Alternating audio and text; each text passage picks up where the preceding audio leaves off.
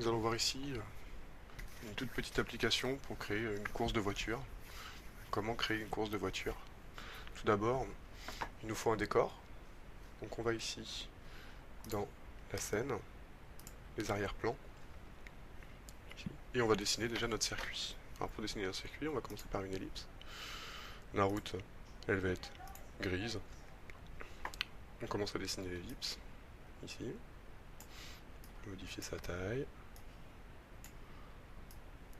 Ensuite, on va la remplir, ici, de gris. Puis ensuite, on va dessiner le circuit, donc on va mettre une ellipse blanche à l'intérieur.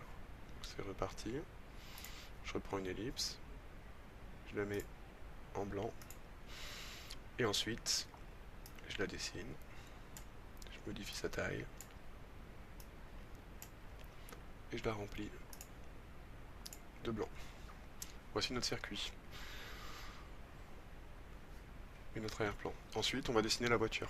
Donc d'abord, je vais retenir ce lutin et je vais supprimer le lutin d'origine. Supprimer. Ensuite, je vais sur créer un lutin. Donc on peut prendre un lutin comme ça, mais on n'a pas de voiture, donc on va la dessiner.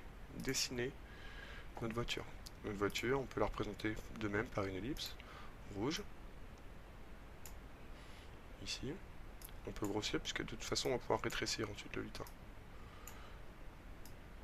On va faire assez effilé. Ensuite, on la remplit de rouge. On va prendre des rectangles noirs pour faire les roues. Voici un rectangle. Je vais faire CTRL-C, copier, et je vais le coller. On va le remplir. De même, ici, je peux remplir celui-ci.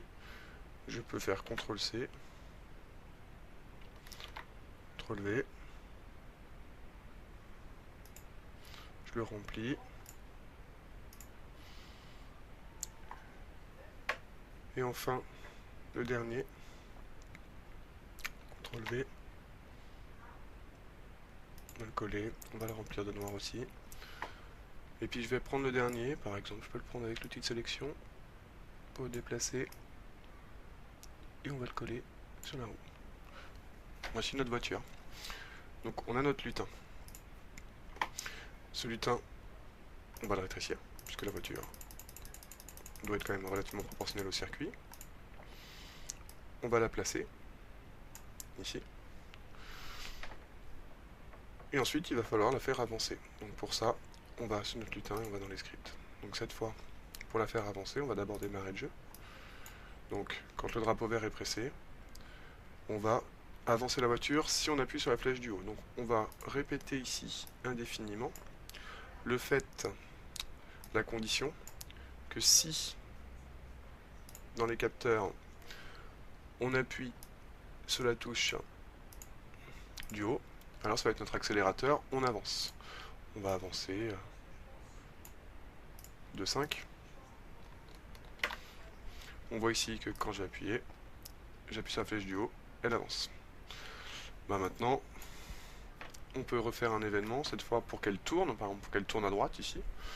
Et bien, dans les événements, on reprend ici, quand le programme va démarrer avec le drapeau, eh bien on va la faire tourner à droite. Donc de même, répéter indéfiniment le fait de la faire tourner à droite. Donc si la touche, la flèche droite ici, est pressée,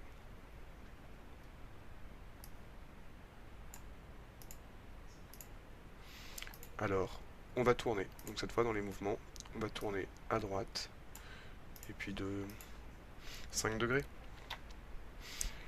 C'est parti. J'ai lancé le jeu. Donc cette fois, j'appuie à droite, vous voyez la voiture elle tourne. On peut avancer, on peut faire les deux touches en même temps.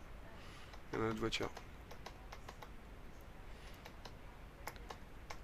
Maintenant l'idée c'est de mettre une flèche à gauche. Pourquoi pas une position aussi, un mouvement pour le recul, léger.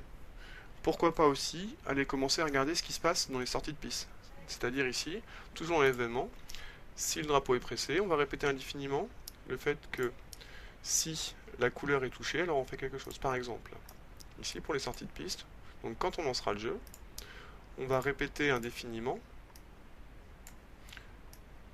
que si eh bien, on touche une couleur, alors cette fois la couleur On va prendre le blanc. Ici, alors, eh bien, on revient à une position lambda. Donc ici, il ne faut pas se tromper pour la position, il ne faudrait pas la remettre dans le blanc. Donc aller cette fois à x égale 0, x égale 5, et y égale 90, ça va revenir par là je pense. On y va, on appuie, donc j'avance, vous voyez, je suis sorti de piste, je reviens à la position. Si je sors de piste, je reviens encore à la position. Le problème, c'est quand je reviens à la position, bah, je suis pas dans le bon sens.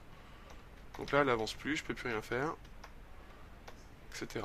Eh bien, ici, on va s'orienter, donc on va la faire revenir à la position de départ et on va la remettre à une orientation correcte. Donc, on va la réorienter à 90 degrés, c'est-à-dire vers ici, et elle va repartir. Donc c'est parti. Voilà, la voiture revient correctement à la position de départ. Bah pourquoi pas à vous de créer des variables qui peuvent compter les points, le nombre de sorties de route, qui peuvent compter le nombre de tours, par exemple. Je vous laisse terminer ce programme.